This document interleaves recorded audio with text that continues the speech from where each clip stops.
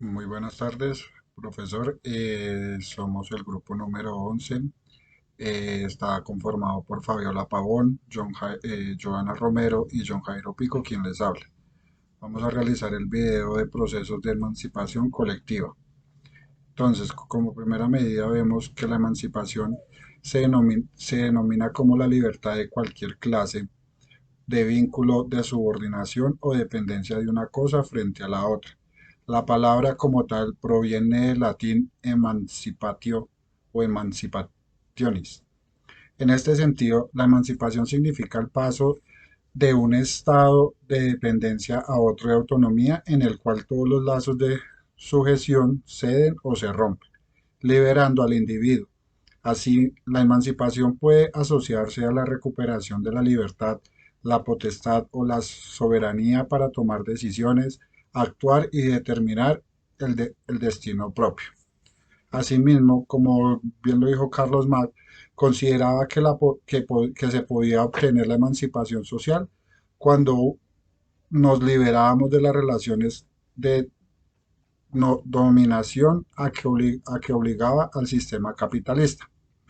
La emancipación ha variado en el tiempo tanto en su contenido como su práctica, pero se pueden identificar dos grandes tendencias históricas epistémicas como derivación del sustantivo emancipatio o del verbo emanciparé. En el primer sentido, el sustantivo emancipación designa un hecho intransitivo que no cambia ya o que ya está establecido. De esta primera idea, la emancipación cae en una materialización finalista fácilmente reductiva a un título, proclamación o derecho. En cuanto al verbo emancipar, refiere a la acción y por ende es transitiva, es constante, cambia en el tiempo y en el espacio, en el. Buenas tardes, mi nombre es Joana Romero y voy a hablarles un poco acerca de la emancipación como emancipatio. Bueno, la emancipatio asume políticamente la emancipación como un poder de liberación jurídico y natural por fuera del sujeto, siendo por ello la decisión unilateral de un poder político externo que condiciona la existencia del ser humano. Esta acepción de la emancipación como sustantivo es propia en la cultura occidental del derecho humano del siglo IV a.C. y de las disposiciones legales del padre familias sobre sus descendientes y esclavos, y el derecho consuetudinario germano del siglo XVII, como lo expone Koselleck. Aproximadamente en 1700, el estado de independencia así obtenido también podía describirse como emancipación. De esta forma, su interpretación jurídica romana perdió su monopolio conceptual y pues ya formaba parte de las proposiciones de numerosas teorías eh, anteriores a la Ilustración que la emancipación y con ella la capacidad legal. Se alcanzaba de forma natural una vez cumplida la mayoría de edad. Desde entonces la relación entre condiciones naturales y la adquisición de la capacidad legal sería inherente a esta expresión.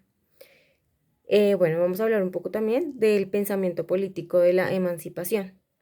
La preparación de una antología del pensamiento político de la emancipación no solo obliga a seleccionar según cierto criterio, siempre discutible, los textos que se juzguen más significativos, sino que propone también inexcusablemente ciertos problemas de interpretación sobre los que caben diversas respuestas.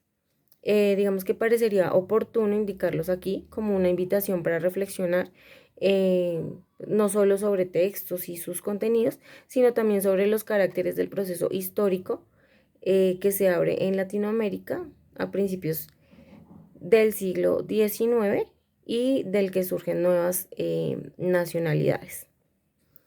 Bueno, acá vamos a hacernos como una pregunta, ¿hasta dónde es válido pensar e interpretar el proceso de la emancipación solo como un aspecto de la crisis de transformación que sufre Europa desde el siglo XIX y en la que se articula la caída del imperio colonial español?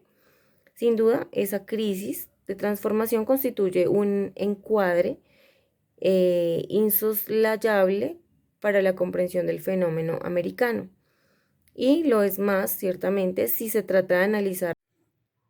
Buenas noches, yo soy Fabiola Pavón y yo les voy a hablar de la emancipación católica, la cual fue un proceso que tuvo lugar en Gran Bretaña e Irlanda a finales del siglo XVIII y comienzos del siglo XIX, que tenía por objeto reducir o eliminar muchas de las restricciones impuestas a los católicos que habían sido introducidas por el Acta de Uniformidad, las Tax Acts y las leyes penales, el requerimiento de negar la autoridad espiritual del Papa y el dogma de la transmutación formaban grandes obstáculos para los católicos, aunque algunos recibieron absolución papal por hacer falsas afirmaciones con la finalidad de evitarlos.